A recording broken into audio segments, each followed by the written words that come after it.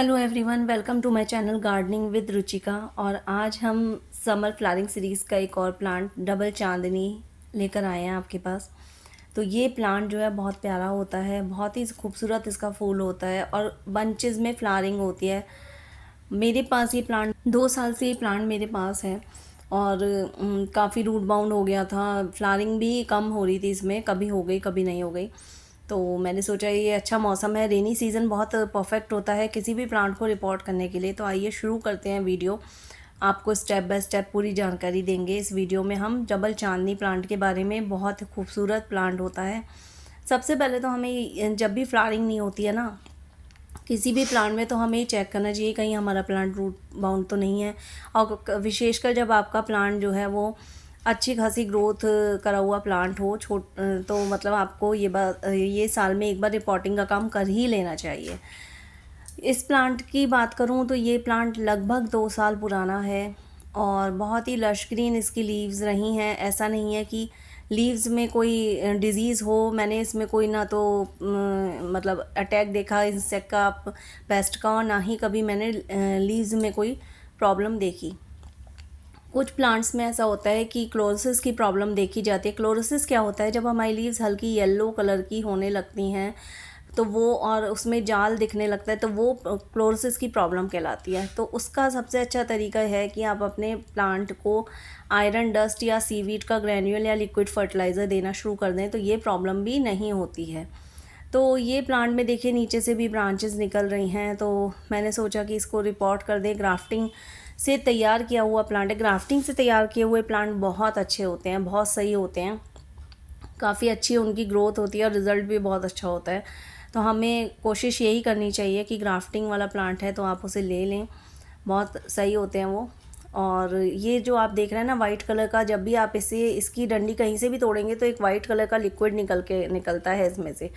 तो इस तरह की जो प्लांट होते हैं उनके पदार्थ निकलता है वाइट कलर का, तो वो बहुत जल्दी लग जाती है। प्लांट को चोट से लगने से बचाता है, मतलब क्षतिग्रस्त होने से, हानि पहुंचने से बचाता है। जब भाई आप कहीं से डंडी को तोड़ेंगे ना तो वाइट कलर का पदार्थ निकल के आएगा। और आप देख ही सकते हैं कितना ज़बरदस्त रूट इसने पकड़ रखे हैं प्लांट ने। तो इसको पहली बात तो गमले से निकालना ही बहुत मुश्किल था, और देखिए रूट भी आसानी से नहीं हट रही हैं।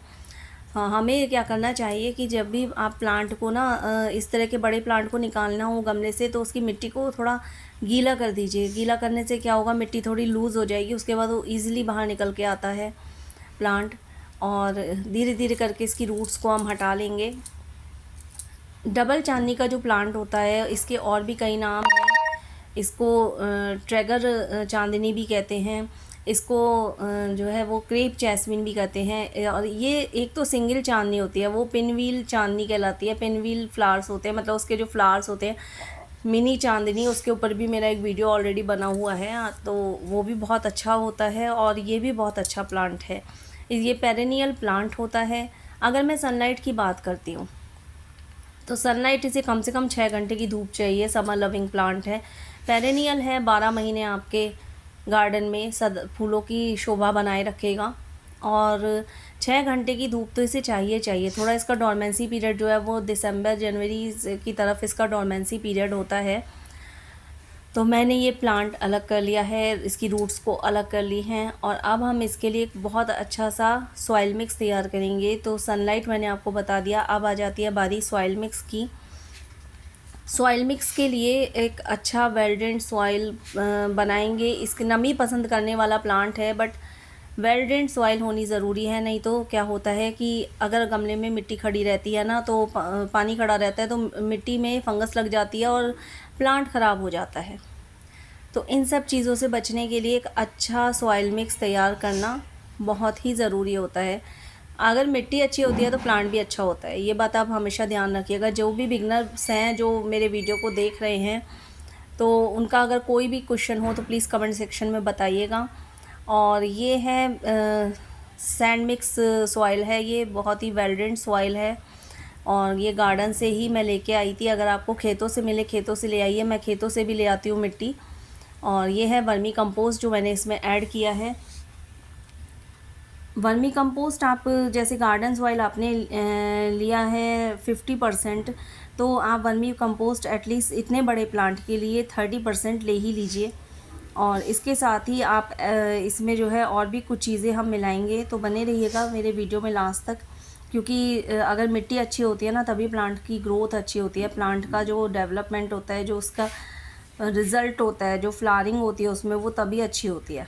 तो इस तरीके से हम अच्छे से इसकी वर्मी कंपोस्ट मिला लेंगे इसमें। साथ ही साथ क्योंकि बरसात का मौसम चल रहा है तो इस समय आपको बहुत ध्यान रखना है। और ये देखिए मुझे क्या मिला, ये मिला मुझे एक बास्केट जो शायद सॉइल में के साथ आई है। इस तरह की बास्केट्स को मैं बहुत संभाल के रख लेती हूँ, क्योंकि ये जब हम बीज लगाते हैं ना फ्लावर वाले, तो ये बहुत काम आती हैं। तो बिल्कुल इसे फेंकना नहीं है। अगर इस तरह की बास्केट्स आपको मिलती होंगी नर्सरी से तो इन्हें फेंकना नहीं होता है, इन्हें रख लेना होता है। तो कई बार नर्सरी वाले जो हैं वो पॉट, जो नर्सरी पॉट होते हैं उनमें बास्केट सहित लगा देते हैं जिससे रूट डिस्टर्ब ना हो। और बरसात का मौसम है, अगर आपके पास नीम खली अवेलेबल हो तो आप इसमें मिलाइए नीम खली, नहीं तो आप ये साफ फंगीसाइड भी मिला सकते हैं, ये भी बहुत अच्छा काम करता है। इसमें हम मिलाएंगे थोड़ा सा एप्सम सॉल्ट। एप्सम सॉल्ट इसलिए कि जिससे कि आपकी जो लीव्स हैं वो लश ग्रीन बनी रहें। और साथ ही साथ हम मिलाएंगे सीवीड का ग्रैन्यूल फर्टिलाइज़र। तो सीवीड का ग्रैन्यूल फर्टिलाइज़र मैं हर वीडियो में सजेस्ट करती हूँ, क्योंकि ये जो है ये प्लांट को ना सारे न्यूट्रिएंट्स देता है जो कि आपकी प्लांट को ज़रूरत होती है, रिक्वायरमेंट सब दे देता है। सीवीड का ग्रैन्यूल फर्टिलाइज़र आप थोड़ा मिला सकते हैं। अगर आपके पास नहीं है सीवीड का ग्रैन्यूल फर्टिलाइज़र तो आप इसमें ऑर्गेनिक पोटाश मिला सकते हैं। और अगर वो भी नहीं है तो आप टेंशन मत लीजिए, आप इसे वर्मी कंपोस्ट के साथ भी अगर मिक्स करके लगा देंगे ना तो ये आपका प्लांट बहुत अच्छा ग्रोथ करेगा, क्योंकि बहुत ही हार्डी वैरायटी वाला प्लांट होता है। ऐसा नहीं है कि आपने 2-4 चीज़ें आपके पास नहीं है, आपने नहीं मिलाई तो ये ख़राब हो जाएगा। साथ ही साथ हम ये मिक्सचर जो खाद है ये नर्सरी से मिल जाती हैं, इनमें सब कुछ अवेलेबल होता है, bone meal, zinc, iron dust, सारी चीज़ें इसके अंदर होती हैं। तो ये मैं थोड़ा सा ज़रूर अपने प्लांट को दे देती हूँ, तो ये मैं इसमें मिलाऊंगी। बहुत अच्छा इसका रिज़ल्ट भी आता है। तो आप भी किसी लोकल नर्सरी पे ट्राई कर सकते हैं। सभी नर्सरी वाले इस तरह की खाद के मिक्सचर बना के रखते हैं अपने पास। और मैं किसी नर्सरी से ये भी पूछूंगी कि इसमें क्या क्या मिलाया जाता है, सारी चीज़ें।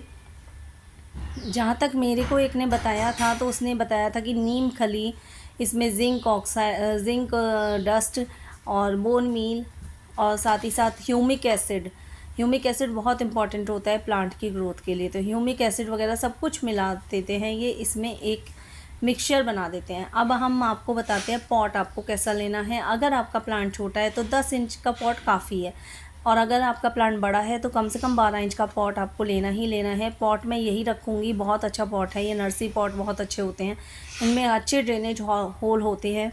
तो हमें अच्छे से जो है इसके तो होल्स को आपको इसमें थोड़ा सा जो भी गार्डन की लीव्स वगैरह इकट्ठे होते हैं कवर कर वो लेना नीचे है, और कवर करने के डाल बाद देनी में चाहिए। अगर आपके इतने पास बड़े किचन पॉट वेस्ट को है अगर आप आप किचन भरने वेस्ट के डाल लिए दीजिए, केवल मतलब मिट्टी आप का कोशिश इस्तेमाल कीजिए करेंगे तो देखिए कि बहुत 1/3 आपका जो ज़्यादा पॉट या मिट्टी ग्रो बैग लगेगी। है वो इन्हीं तो चीज़ों मैं से हमेशा fill हो जाए। बताती हूँ, अगर आप और टेरेस उसके बाद में गार्डनिंग आप उस करते पर हैं सॉइल मिक्सचर अपना डालिए, तो आपका जो पॉट होगा वो हल्का का हल्का रहेगा, और बहुत ही आसानी से जो है वो सब कुछ कंपोस्ट हो जाता है। जब आप क्योंकि हमने जो सॉइल मिक्स बनाया उसमें इतनी चीज़ें हैं, सब कुछ डिकम्पोस्ट होकर वो खाद का रूप ले लेगा, तो आपके प्लांट के लिए अच्छा ही साबित होगा, कोई नुकसान नहीं होगा। तो ये हमने कर दिया है इसको रिपॉट, और बहुत ही अच्छी तरीके से जो है मैंने इसको रिपोर्ट करने की कोशिश करी है। फिर भी अगर आपका कोई क्वेश्चन हो या आपको कोई कमी लग रही हो या आपका कोई सजेशन हो तो प्लीज़ बताइएगा मुझे वीडियो में, कमेंट सेक्शन में कमेंट करके। आपके हर कमेंट का स्वागत है।